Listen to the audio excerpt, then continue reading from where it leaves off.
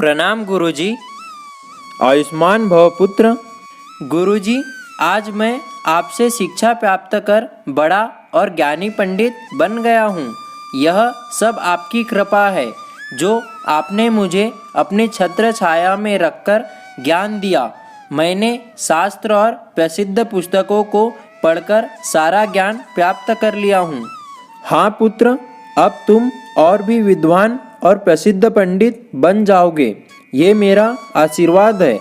पुत्र चतुर्शर्मा, मेरी एक बात का हमेशा ध्यान रखना। प्रकृति हमेशा परिवर्तित होते रहती है, उसी प्रकार हमें भी समय के साथ परिवर्तित होना पड़ता है। ये तो मुझे पता है गुरुजी, मुझे इन सब बातों का पूरा ज्ञान है। अब मैं जाता हूँ। यह कहकर चतुर शर्मा अपने घर की ओर चल पड़ा। चतुर शर्मा एक ज्ञानी पंडित था। वह बहुत ही भावुक व्यक्ति और स्वभाव से थोड़ा चिड़चिड़ा था। वह धीरे धीरे समय के साथ बहुत प्रसिद्ध हो गया।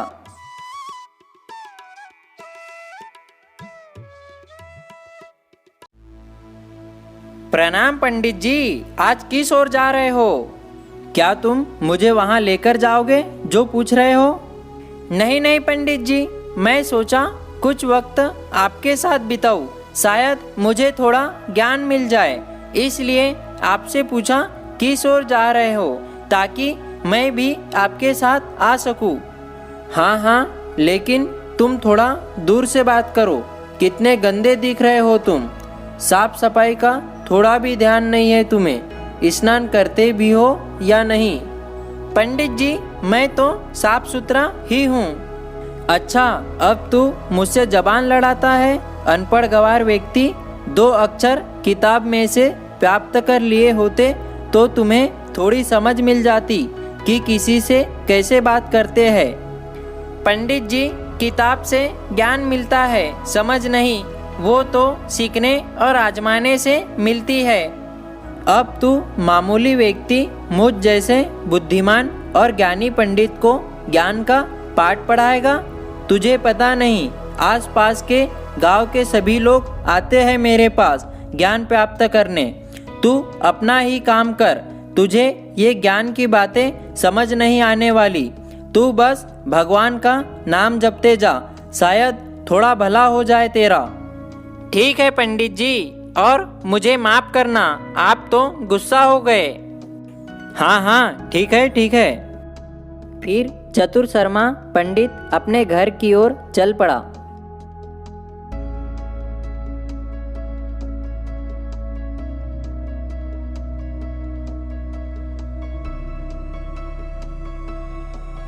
कल्याणी, ओ कल्याणी,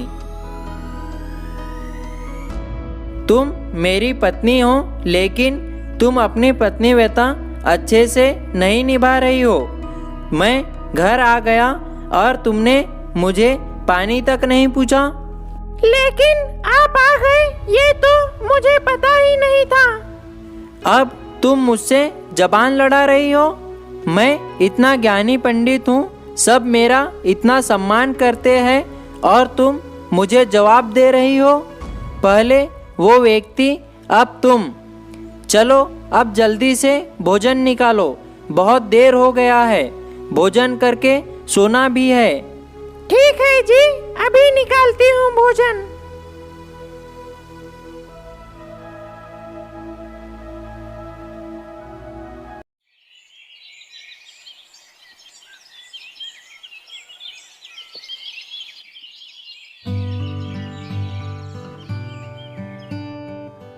क्या जी, आप अभी तक यही हो?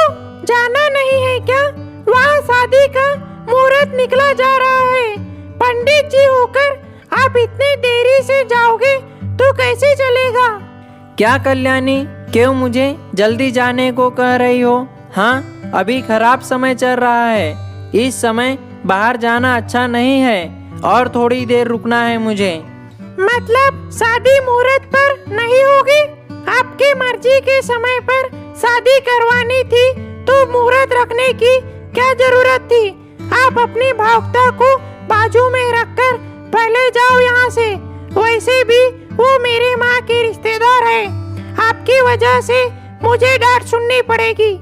ठीक है, माँ के रिश्तेदार है करके दिमाग खा रही हो क्या?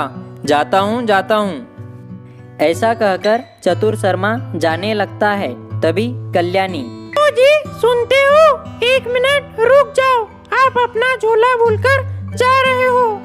अरे ये क्या, तुम्हें पता नहीं कोई कहीं जा रहा होता है तो उसे पीछे से टोककर रोकते नहीं, अपशगुन होता है। और ये क्या, तुम्हें मेरी चीजों का ध्यान रखना नहीं होता क्या? मैं एक बार चल पड़ा तो वापस लौटकर पीछे नहीं आता। लाकर दो मुझे, हमेशा ऐसा ही करती हो। ये लो पकड़ो, आप ही भूलकर जाते हो तो उसमें मैं क्या करूं? जाइए अभी। फिर चतुर शर्मा जाकर शादी का सारा काम खत्म कर वापस आता है।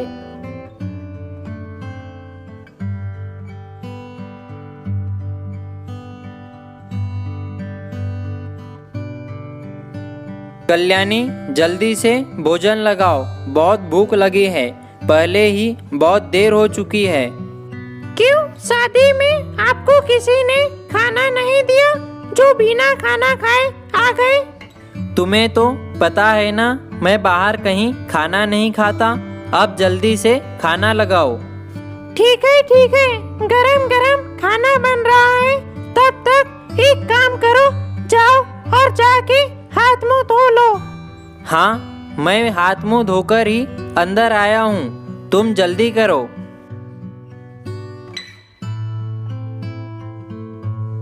अरे ये क्या, आज तो कुछ ज्यादा ही भूख लग रही है, सहन नहीं हो रही। खाना बनने तक कुछ खाना होगा।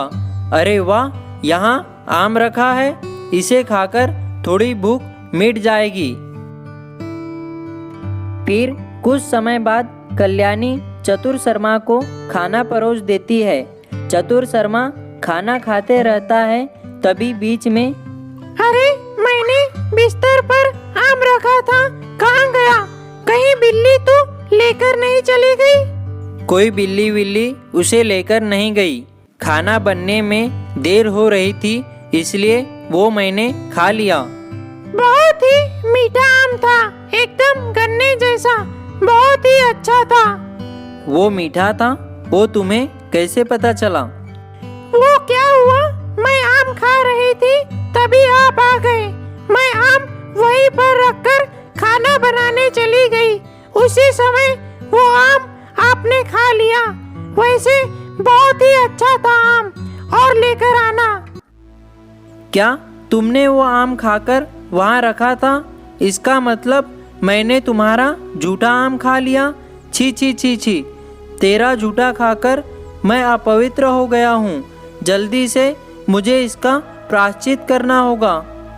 ऐसा कहकर वो बीच में ही खाना छोड़कर घर से बाहर जाकर मुंह धोने लगता है।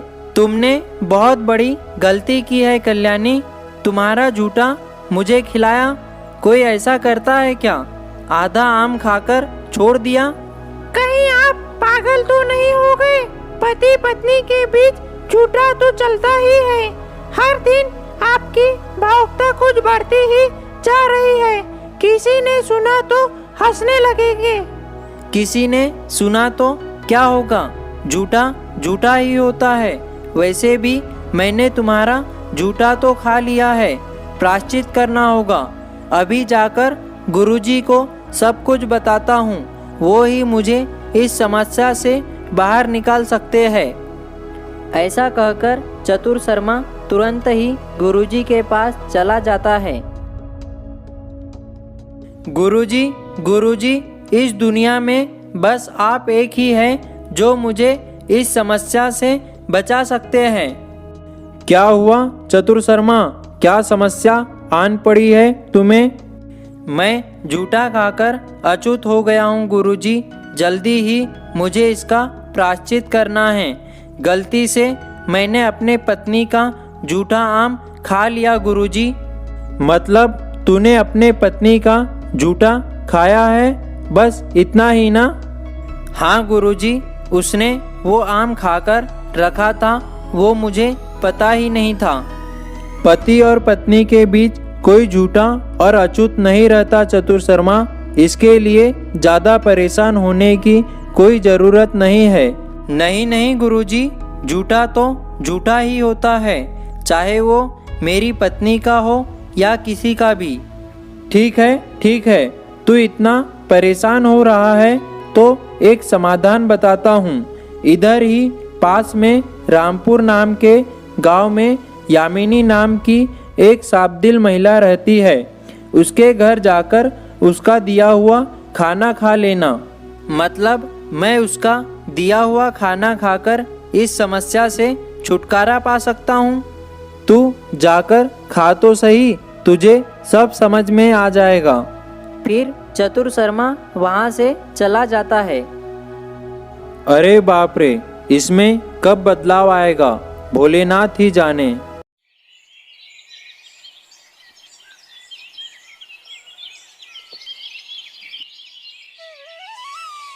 अगले दिन चतुर शर्मा रामपुर जाने के लिए निकल जाता है। रास्ते में गुजरते हुए एक आदमी को रोककर, भाई साहब, यहाँ यामिनी जी का घर कहाँ है, बता सकते हो? वहाँ देखो, वहाँ पर जाओ। फिर चतुर शर्मा उस आदमी के बताए हुए पते पर चला जाता है।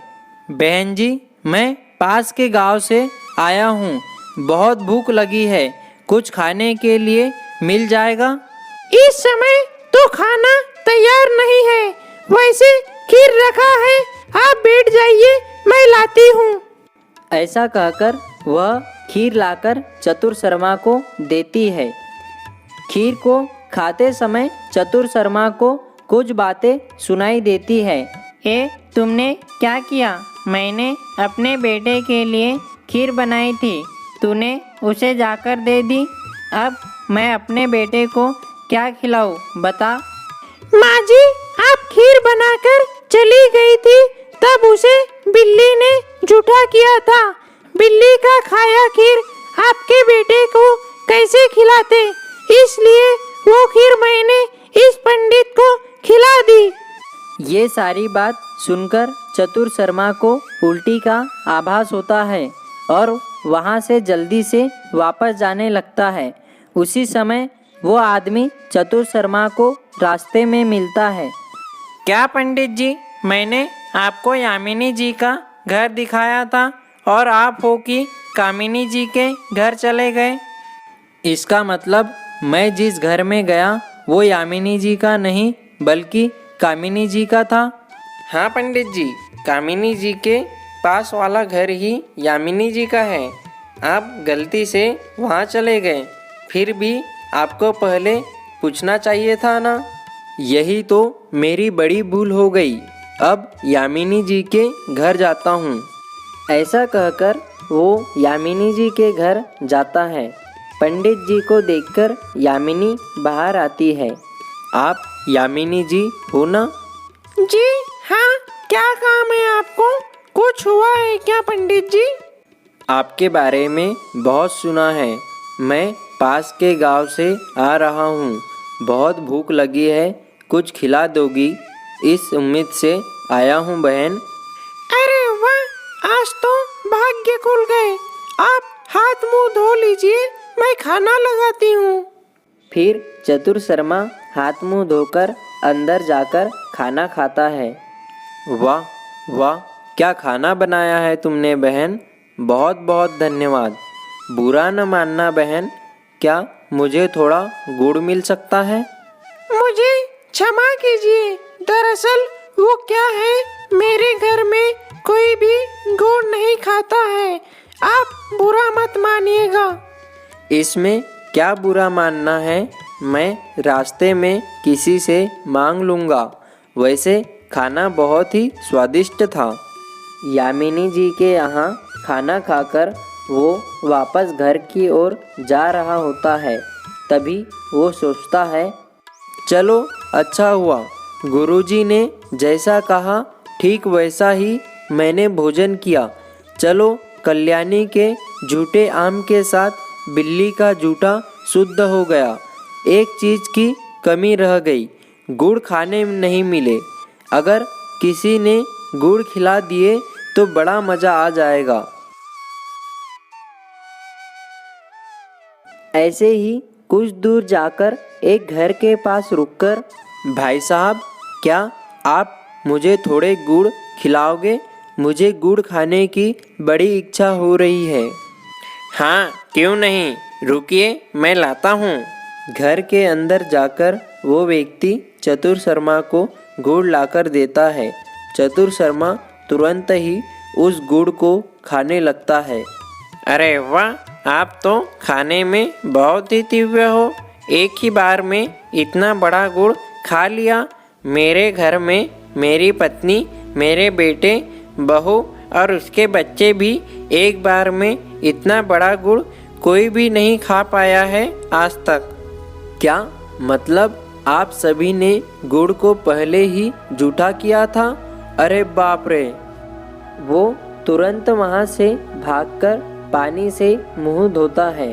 तभी एक आदमी वहाँ आता है और उससे कहता है, क्या पंडित जी, अगर पानी चाहिए था तो मुझसे मांग लेते। इस पानी को मैंने मेरे बैल के लिए भरा था, वो अभी ही इस पानी को पीकर चले गया। बैल द्वारा पिया पानी आप किस लिए पी रहे हो? क्या ये बैल का पिया हुआ पानी है? हे भगवान, ये क्या हो रहा है? ये तो बड़ा अनर्थ हो गया। अब कोई फायदा नहीं, गुरुजी के पास ही जाना होगा अब तो। ऐसा कहकर वो गुरुजी के पास जाता है। गुरुजी, बहुत बड़ी गलती हो गई है, अब आप ही बचाइए। बहुत बड़ी भूल हो गई है मुझसे गुरुजी। क्या हुआ चतुर शर्मा, अब क्या हुआ तुमसे? गुरुजी, आपके कहने पर रामपुर में यामिनी जी के यहाँ खाना खाने गया था, लेकिन तभी कामिनी जी के खिलाए बिल्ली के झूठे खीर से लेकर बैल का झूठा पानी पीने तक सारी कहानी वो गुरुजी को बताता है। अब बताइए गुरुजी, बिल्ली का झूठा खाने से लेकर और 10 लोगों का झूठा खा लिया, आखिर में भैंसों का झूठा पानी भी पी लिया। अब आप ही समस्या से बाहर निकाल सकते हो गुरुजी। देख चतुर शर्मा, तूने मुझे पत्नी के झूठे आम के बारे में बताया था, तभी मैंने कहा था पति और पत्नी के बीच शुद्ध और अशुद्ध नहीं होता, लेकिन तूने कहाँ सुना। देख, आखिरकार तुझे बैल का झूठा पानी पीना पड़ा। इन सब की वजह है तेरी भावुकता और अकड़पन। पहले तू ये सब आदतों से बाहर आ। झूठा खाने के लिए किसी भी प्रकार का प्रायश्चित नहीं रहता है। अब घर पर जा कर अच्छे से मुंह हाथ धोकर पत्नी के हाथों का बनाया हुआ खाना खा ले, समझ गया ना? जब इस समस्या का कोई प्रायश्चित था ही नहीं तो मुझे रामपुर जाकर यामिनी जी के घर पर खाना खाने को क्यों कहा? बताइए गुरुजी। कुछ नहीं चतुर शर्मा, उसके पास खाने को कुछ अच्छे से ना होकर भी घर आए लोगों को खाना खिलाकर भेजती है। उस महान स्त्री के हाथों का खाना खाकर तुझे कुछ सीखने को मिले, इसलिए भेजा, समझा? उस दिन के बाद चतुर शर्मा सारी आदतों को छोड़कर सबसे अच्छे से रहने लगा।